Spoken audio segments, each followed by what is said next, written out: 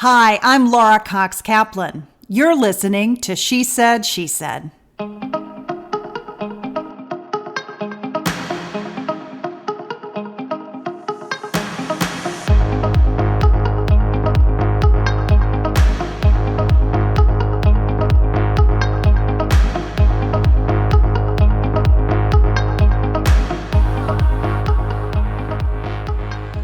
Something a bit different today. We're actually recording a series of conversations about women in power, women as role models, and women as they're depicted in film.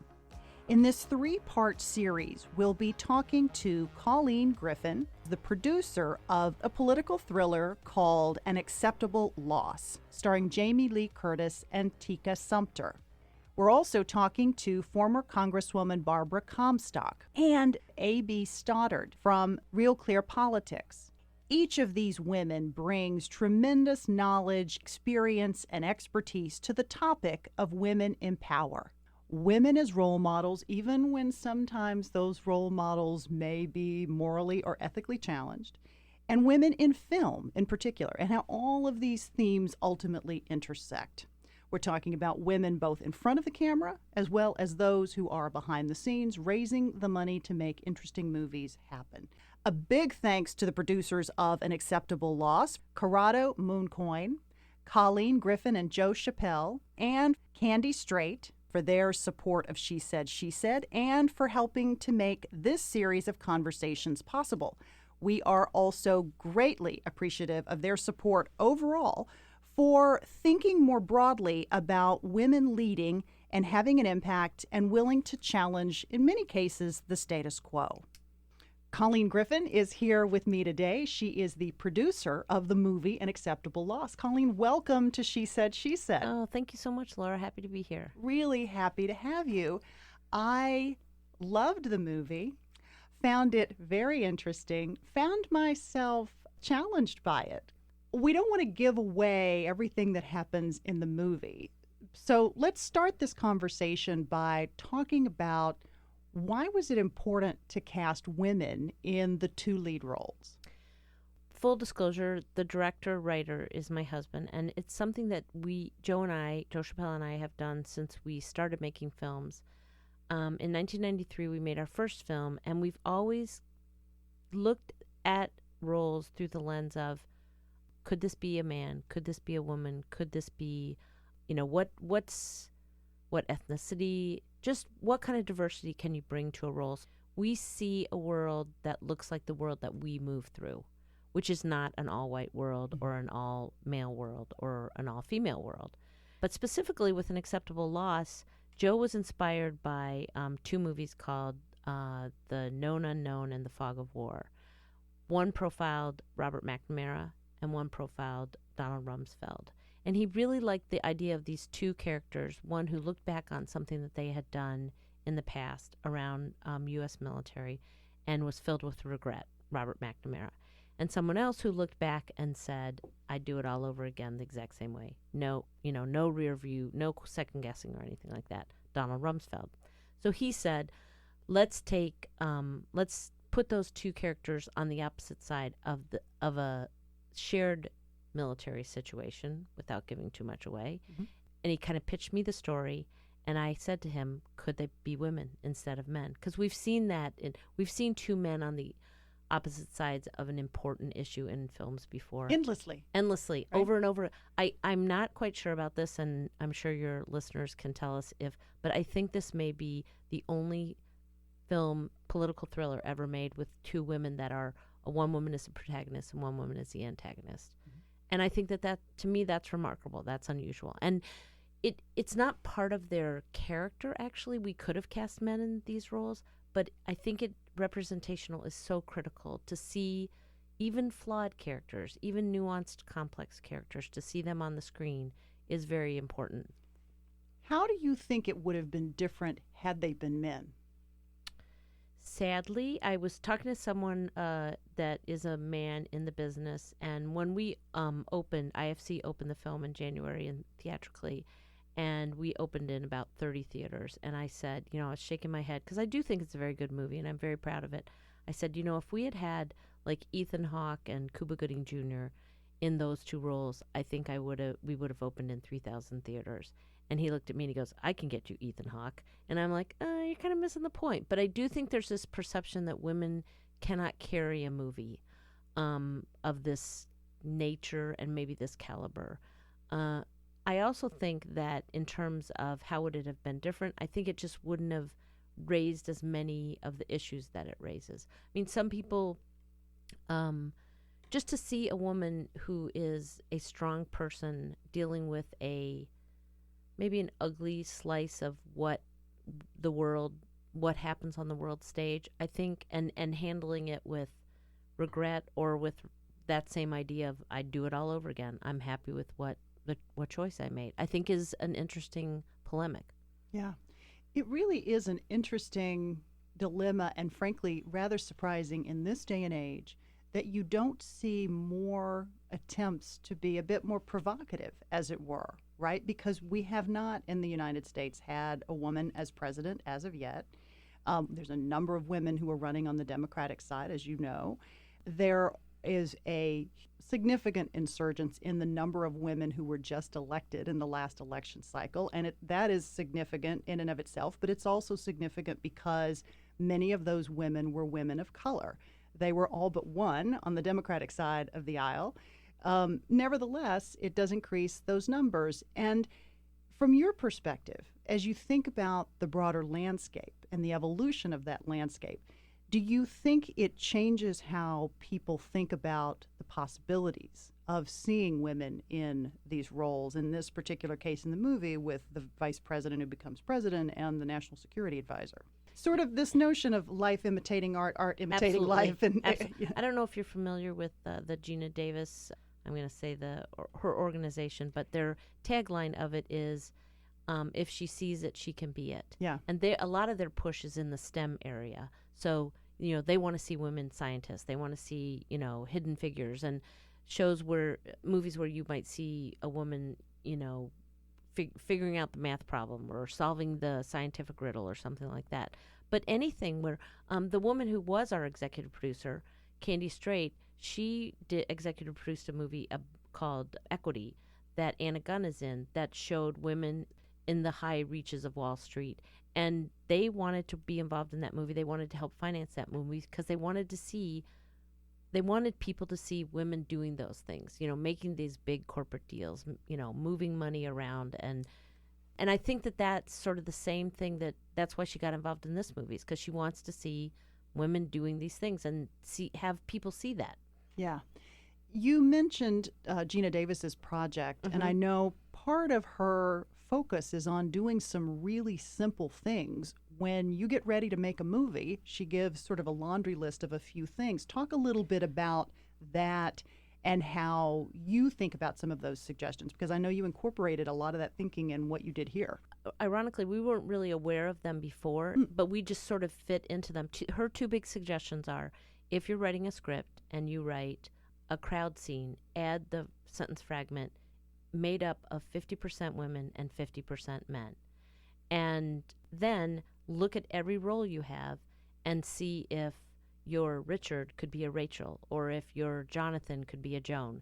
And that's something that like I said, we've organically done that every time we've made a film, because I think that's one of the reasons why it's fun to do independent films, because you don't have a studio, you don't have financial people that are saying, well, that actor doesn't really play very well overseas. Let's get that actor, so that you can go have an audition session and you can go, who is the best person for this role, and really cherry pick your cast. And it can be any variety, Mm-hmm. and that's fun. Talk a little bit more about the role that the studio plays in making films and how sort of you're thinking about this from the independent film standpoint. The way I think about making films in general is that film is one of the art forms that requires money to make it happen. Yes, you can shoot your film on an iPad. Yes, you can buy an inexpensive camera and shoot it. But to make like a movie that looks like ours, you need expensive equipment, and you have to pay actors money, you have to pay directors money, and it costs money. So with that comes a portion of that is risk management. And so Hollywood sort of looks at a movie and they want to see, is this have a track record? So is it from a book that was a bestseller? Are you going to cast this actress or this actor that has a following? Sometimes I've seen lately people get cast just on how many Twitter followers they have. So they want a security, they want some type of insurance policy, even though there never is really. You can make a very small movie that can be successful, and you can make a very big movie that is not successful. But I think that women being involved are just, I don't know that they would be. I'm sure there's I mean, my husband is on board with this. Lots and lots of people are on board with this. I just think that if you get more women involved, you're going to have more. The variety of the types of stories that you tell are going to be different. You're just going to sort of, some of the business aspects of it are just going to be a little bit different in the way that you think about what is a successful movie. Is a successful movie just an Avengers that makes $1.2 billion at the box office? Or is it possibly, is our movie a success, even though it didn't make nearly that, just because it makes people think? Right. It makes people go, oh, that's really interesting, wow, what would I do in that situation? Or how it, or what's going to happen after that? Or why did that happen? Or could that happen? Those kinds of things I think are really important. And that is one of the roles that art plays, I think, in our world. Yeah. Colleen, how did you get into this business? Well, I got an undergraduate degree from Washington University in St. Louis in theater, and I was pretty sure I didn't want to work in theater because you have to work every night and every weekend, and I wasn't about that. So then I moved into film, and I got my MFA from film from Northwestern University, and that's where I met my husband. And then we went into advertising because we were not interested in being starving artists. But then over at night and on weekends, we would write projects. We'd do shorts. And after about 7 years, we made our first independent film, and I think it was we shot it in 1992, and it opened in New York in 1993. And then Joe, my husband, kind of went off and did like TV shows and other movies, and we had kids. Mm-hmm.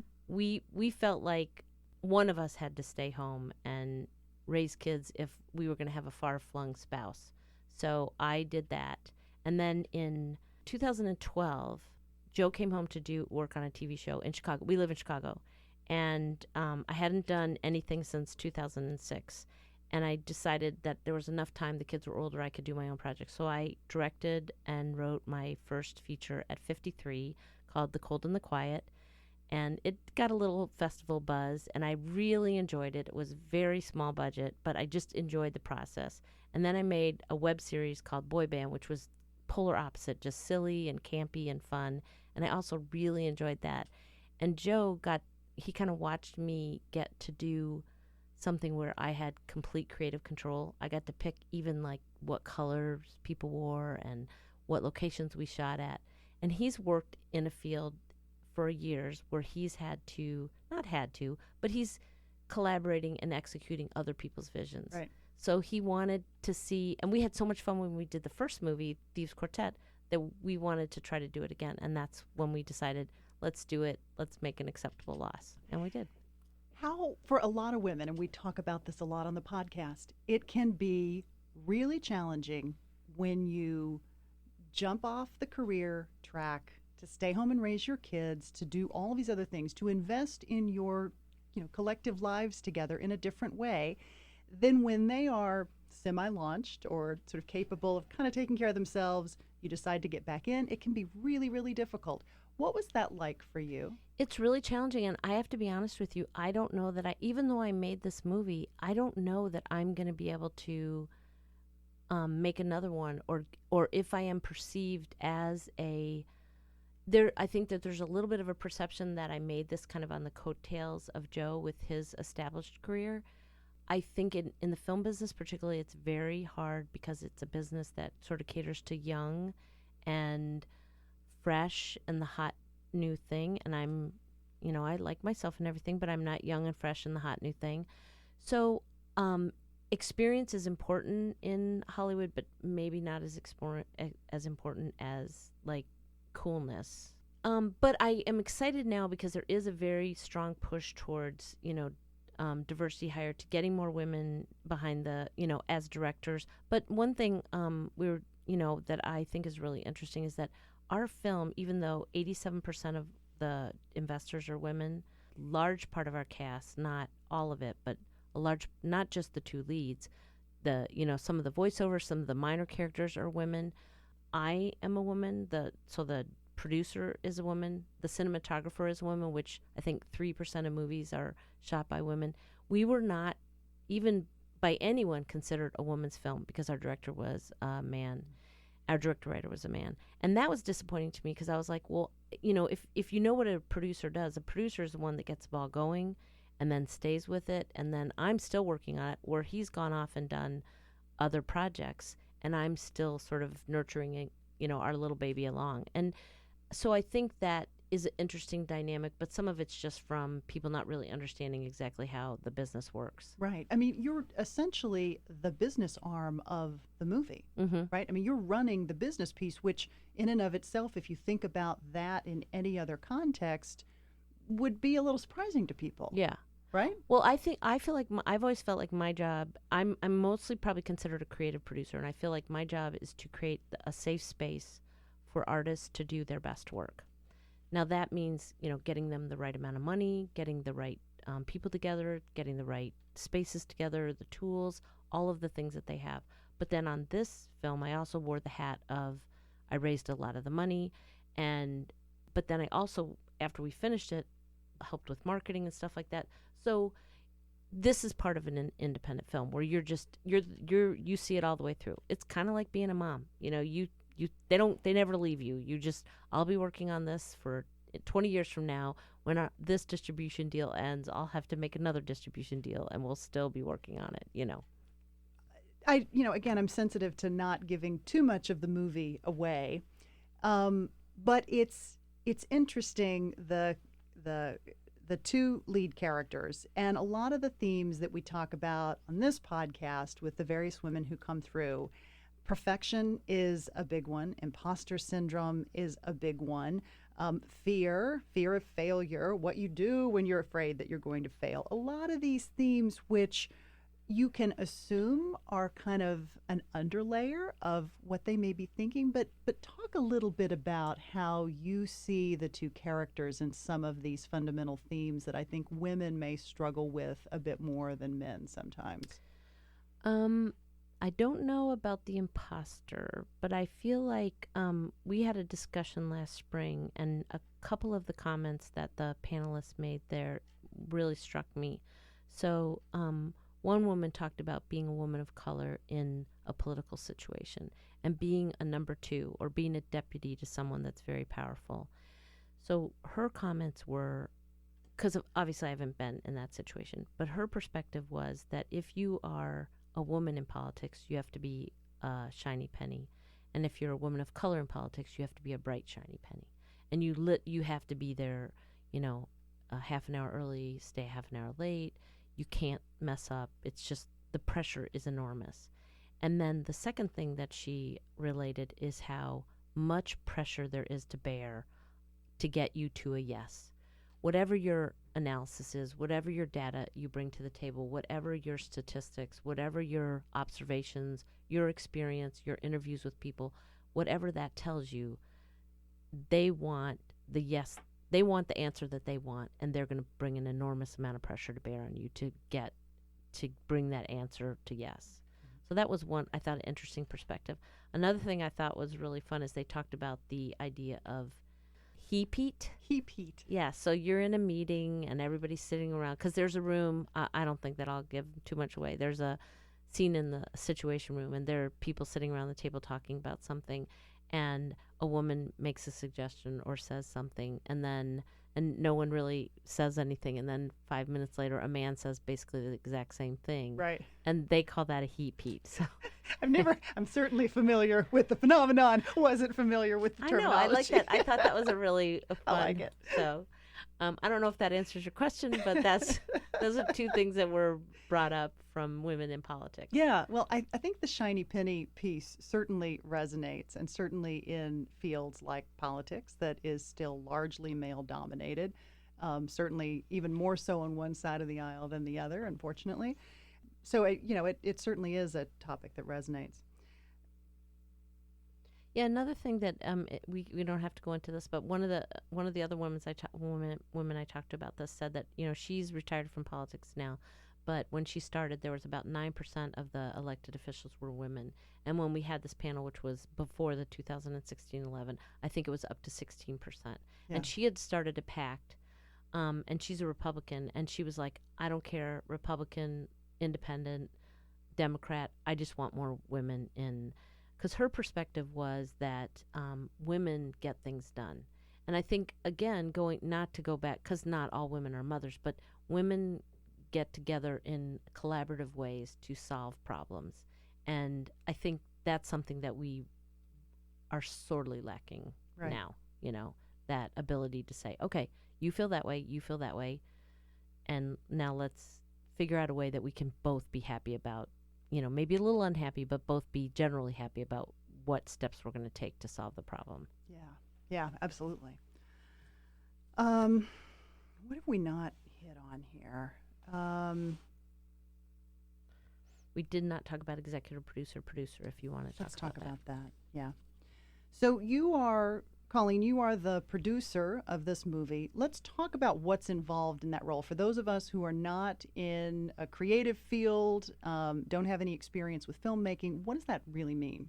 Well, I know a lot of people get confused because they'll look at a movie and they'll see like 11 executive producers and 5 producers and a co-producer here and there. On our movie, I think we have a whole bunch of co-producers.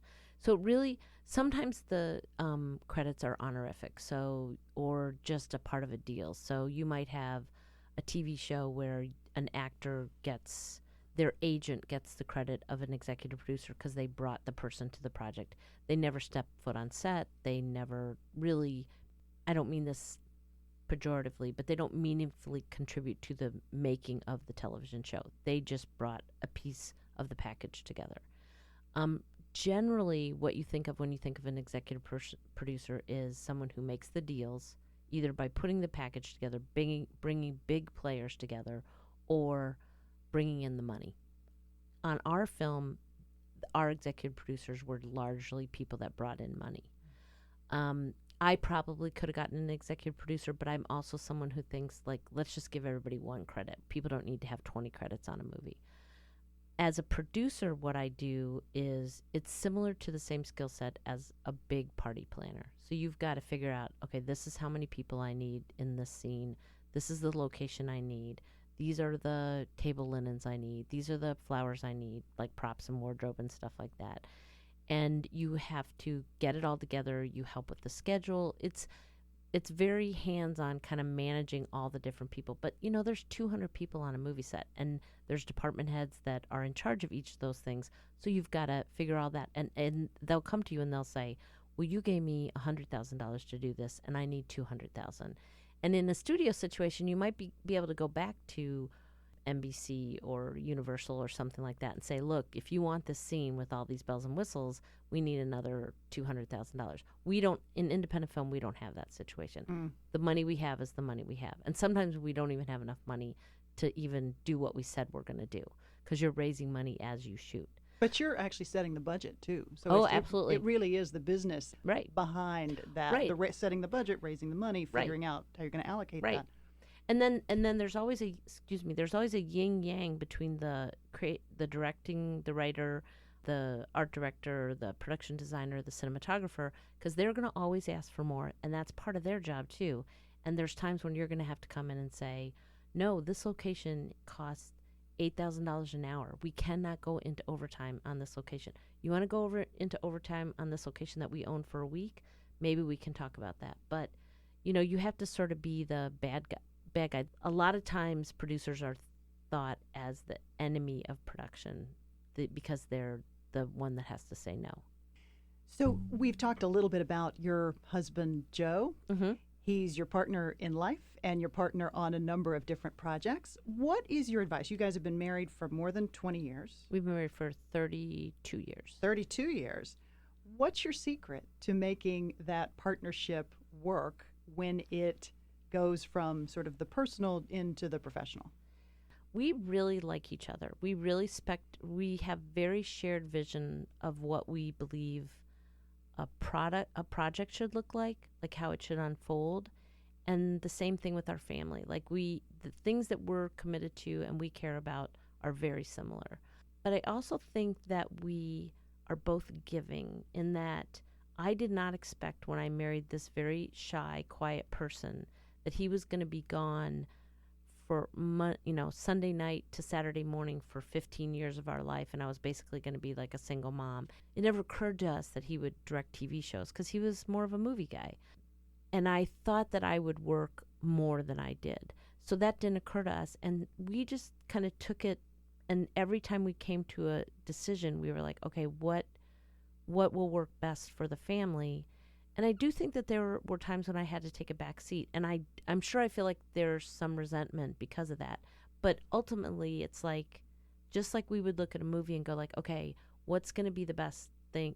How are we going to see the most on the screen? How are we going to get the biggest bang for our bucks? I think we sort of look at that in our personal life. If you take this job, Joe, and then I have to do that and bring the kids out there, and then how is it going to be the best thing for our family? That's part of the reason why we live in Chicago, because I didn't want to move to LA and raise kids in Los Angeles. I wanted to raise kids away from the industry and not move them to Vancouver, Baltimore, Los Angeles, all these different places that he worked. So that was a challenge for him because he had to come home a lot, challenge for me because he was gone a lot.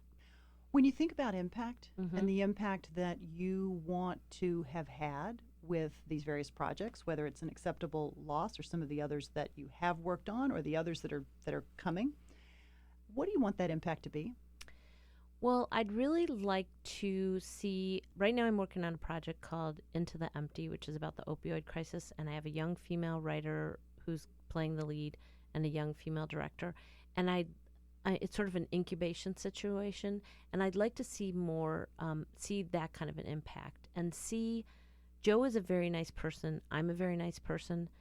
In Hollywood, there are unfortunately a lot of people that are not very nice, and are not all of them, because there's an awful lot of very hardworking cast and crew that are really good, hardworking people, but there's a slice of the industry that is very financially driven, image driven, and I'd like to see just more, a greater sense of respecting everyone's work. From, I like to look at how, not, I wouldn't hire a director necessarily based on how they treat the actors or how they get along with the actors. I'd look and watch and see how they treat the production assistants, and see just, there's a movement in production by Haskell Wexler that's 12, it's called 12 on, 12 off, where you work for 12 hours, you have 12 hours off, because film hours can be really long. I think things like that, where it's just sort of kind of the mom in me, I put that mom producer hat where it's like, what's healthy life work balance. Sometimes films can just sort of overwhelm people's lives, and that's not what life is about. And so I think just to bring a little bit more quality of life and maybe honor to the business, if that doesn't sound too hokey. Yeah. Do you think about that differently because you are a woman and because of your experience as a mother?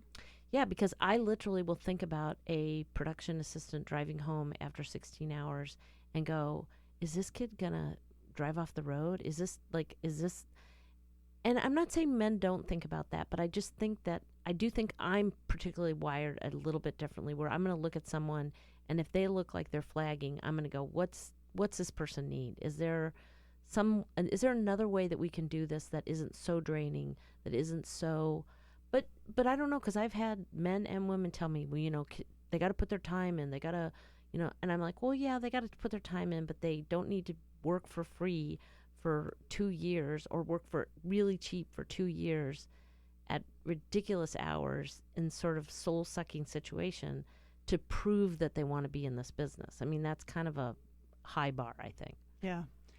We ask everybody who comes on the podcast for a single piece of advice, a life hack, a mantra. Could be something you wish you had known when you were getting started or something that you share regularly with your kids. What would yours be? Well, for filmmakers particularly, but I think this could apply in other areas of life. What I usually say to people if they come to me and they want to ask me advice about how to make a film, I ask them about the story. What is the project that they want to do? And I ask them to answer 3 questions. Is this a passion story that you have to tell? Is this something that you want to make money on? Or is this something that you want to be a resume piece to get you your next job? And depending on the answers to those questions, I'm able to tell them how they should approach the project in terms of how to finance it, how to do it. You know, if it's a passion project, then make it for the smallest amount of money that you can make it for. If it's a resume piece, get the best equipment that you can get and make it, maybe the shortest amount to show the biggest amount of scope. And if you want to make money, then find something sort of marketable like a horror film and make that. And I think that you could apply some of that to all parts of your life. Yeah, absolutely. It's terrific.